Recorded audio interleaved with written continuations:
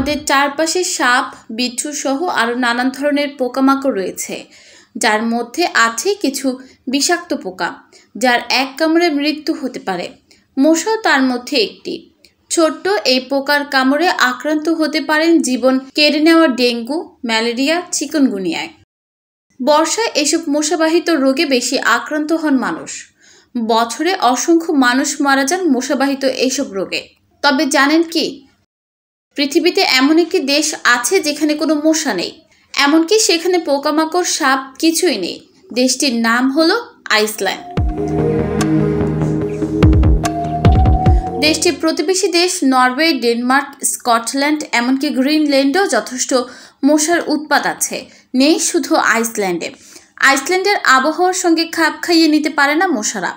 এখানকার হ্রদে মশারা বংশ বিস্তারের সুযোগই পায় না, কারণ বছরে 3 বার হ্রদগুলো পুরোপুরি বরফে পরিণত হয়।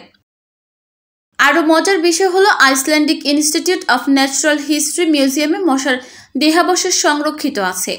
দ্য টেলিগ্রাফের মতে অ্যান্টার্কটিকা এবং আইসল্যান্ড পৃথিবীর এমন দুটি অবস্থান যেখানে বিরক্তিকর কীটপতঙ্গ কখনো আবাস করতে পারেনি। মশার উপদ্রব থেকে বাঁচতে বেশিরভাগ বাড়িতে ইলেকট্রিক লিকুইড ভেপোরাইজার মেশিন ব্যবহার করা হয়। অনেকে অল আউট বা গুড নাইটের মতো মশা তাড়ানোর মেশিন ব্যবহার করেন। তবে গ্রীষ্মপ্রধান দেশগুলোতে মশাবাহিত রোগ থেকে বাঁচতে প্রতিনিয়ত মশারি ব্যবহারের পরামর্শ দেওয়া হয়, কিন্তু আইসল্যান্ডে এসবের কোনো প্রয়োজনই হয় না। এছাড়া এই দেশে কোনো সাপও নেই। জল ও স্থলভাগ অতিমাত্রায় শীতল, এমন দেশে সাপ বসবাস করতে পারে না।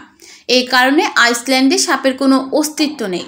আইসল্যান্ড যেহেতু শীত প্রধান দেশ, তাই সাপ এখানে টিকতে পারে না।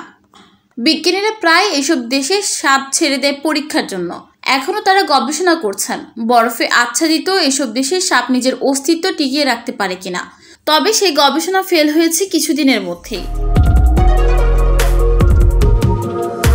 নিউজ ডেস্ক, চট্টগ্রাম সময়।